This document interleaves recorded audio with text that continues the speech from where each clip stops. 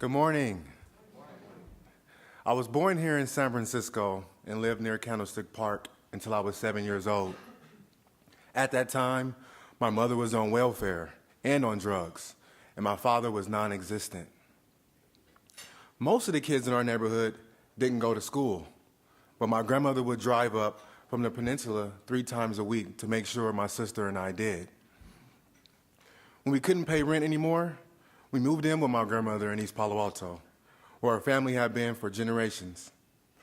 It was a 3-bedroom place with 15 and 16 other relatives. It was mostly kids there, along with 6 or 7 uncles who were all on drugs. My cousins and I slept on the floor, and our whole house shared one bathroom. My grandmother sacrificed a lot to provide a way for us. She would send us off to school and spend the day cleaning homes as a source of income. I loved sports and decided to join the East Palo Alto tennis and tutoring program at my elementary school. It kept me busy from doing positive things. After 2 years there, I switched schools, and the transition was hard. They tested me and found out I was so far behind that I needed to repeat the 7th grade. I was the only African American in the entire school. I met Chris that same year.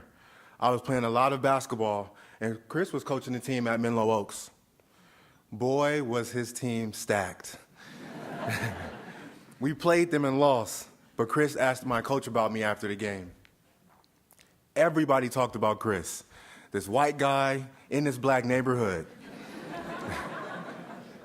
I was just honored that someone paid attention to me.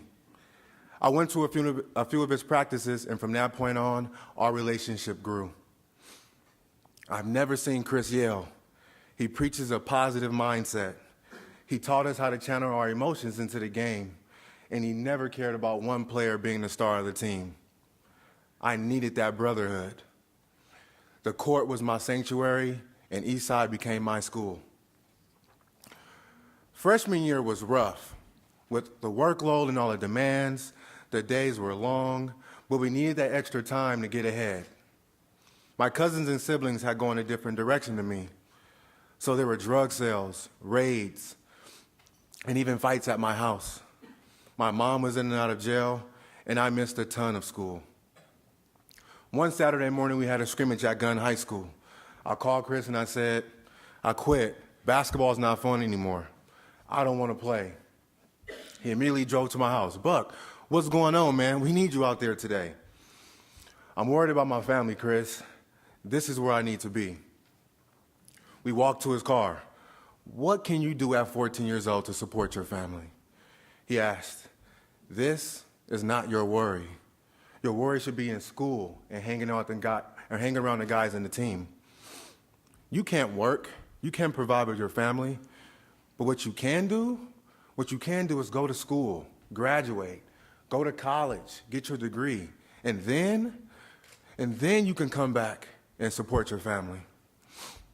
I listened and I agreed to play that afternoon, but I wasn't convinced. The other team was good, and it was close the entire time. Near the end of the game, I came across the midline and caught a pass. With 2 seconds left on the clock, I went up for a 3-point shot, I hit it, and the crowd went crazy. Chris came up to me with a smile. Buck, I thought you didn't like basketball anymore. I was excited, I really was, but it was bigger than basketball. I remember thinking, okay, this guy is telling me I can be successful in 10 years. He had a plan for me, and up until that point, no one had a plan for me. I was living day by day. Eastside hadn't graduated a single student yet, but from that moment on, I believed in their vision and made it my own. I had teachers who cared at my other schools, but at Eastside, it was like an extended family. If you were behind in reading, they found volunteer tutors to work with you one-on-one.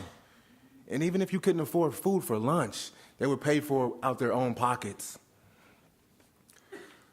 Because so many of us couldn't do work at our houses, the tradition on Sundays was to open a computer lab so we could all go in and study.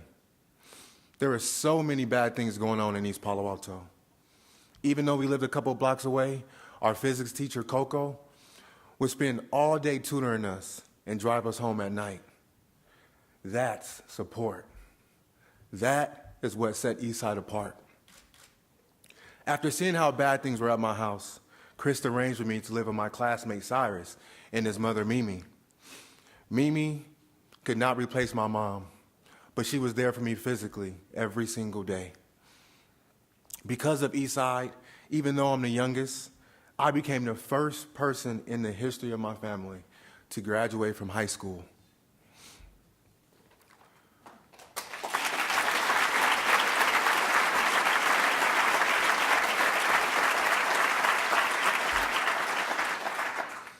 When I got to Sonoma State, I was more prepared than most of the incoming class. I majored in kinesiology and earned my teaching credential. I wanted to go back to my community and do for others what Chris and Eastside did for me.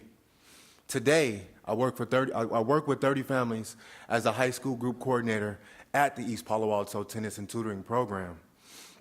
Everyone in my family has structure now. My mom has been clean and sober for 13 years, and she takes care of my grandmother. My sister enrolled at Cal State East Bay, and I have 2 nieces and 2 cousins at Eastside right now.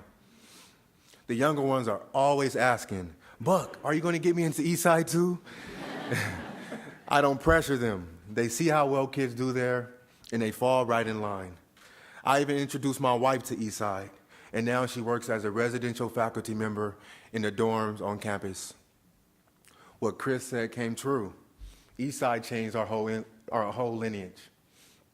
I always knew that I wanted to be different from my family, but it was Eastside that helped me see beyond the 2.5 square miles of East Palo Alto and persevere. Thank you, Chris, for all the support and all the love you've given me, and thank you all for believing in families like mine and places like Eastside. Thank you.